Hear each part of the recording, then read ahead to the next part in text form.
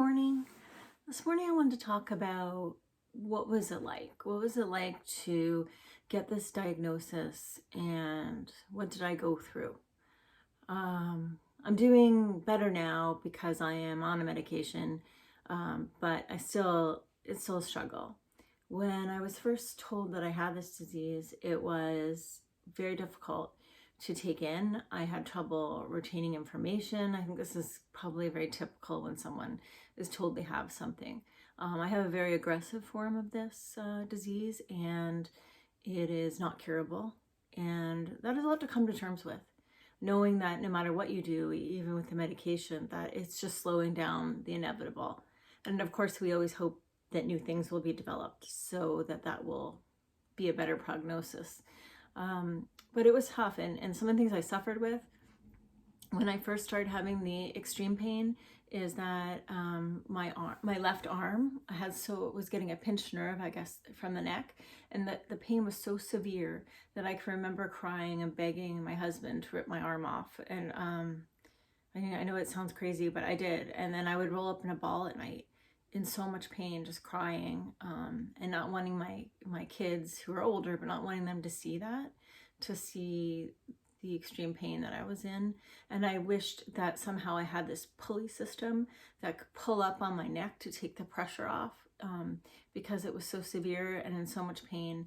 And it was just awful. And when I would sometimes try to do things with my left arm, it would actually flinch. And I couldn't do normal activities anytime I wanted to do, even gardening, anything. I would be in so much pain. It hurt to walk across the room. And when I say that, it was in my SI joints, like the pelvis area, were so painful. And even now with the surgeries that I've had and the medication that I'm on, getting out of bed is ridiculous, you guys. I mean, it's like, for those of you that have this, you understand. You get up, you can't get up like a normal person anymore. You have to do some stretches in bed. I've made up my own bizarre stretches that I do. And then you have to, that first few like steps across the room, you just want to break your legs off because they hurt so much and they're so stiff. It's like being a person made of tin that's rusted and you need oil. So you try to move across the room, and then that starts to subside. Then you have to do more stretches. And I find yoga really helps my pain, but doing the yoga exercises, because I did it when I was younger, you have a little bit of stretchy pain, but oh my gosh, when you have AS and you're starting to do your yoga, it's so incredibly painful. But it's something that you need to do. You have to kind of push on, you got to keep moving. And then also, I find I like to sit cross-legged in a chair, read the news. But then now what happens is as soon as I go to stand up, again, my legs just don't want to move. They hurt so much. Fatigue is a real struggle. Medication, again, has helped with that, but there's a few days out of the month where I had mono once in university, and I remember that's what it feels like.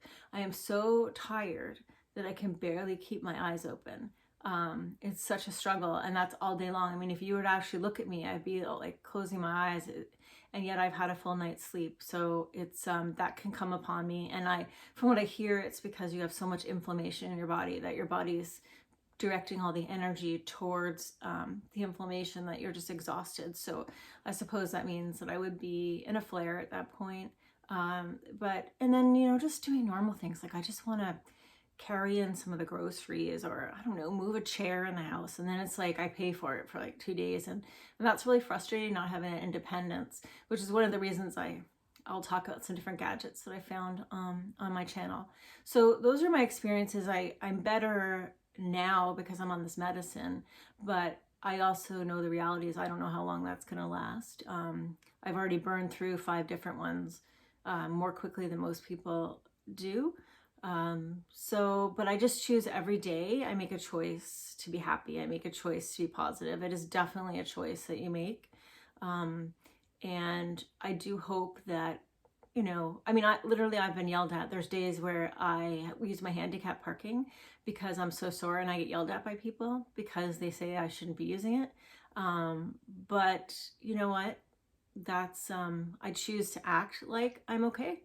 And I don't get all mopey, you know, out in public. I don't exaggerate kind of how I am. Like I just try to do it. And there's days where it hurts to move. I can move, but there are people that literally will yell at you when you're using your disability permit. And that's really frustrating. Also, I've had to learn to kind of be more honest about how much I'm suffering when I go to the doctor, because I'll be so positive and then they won't realize that I'm really in pain, so I have to be more honest about that, but that's sort of not my nature either.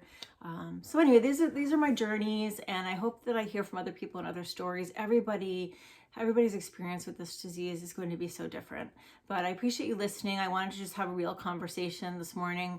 Purposely did it sort of almost makeup free, just super casual, like I'm trying to do all of my videos. I don't do a bunch of takes, so they will be flawed, but I hope that we all can share together.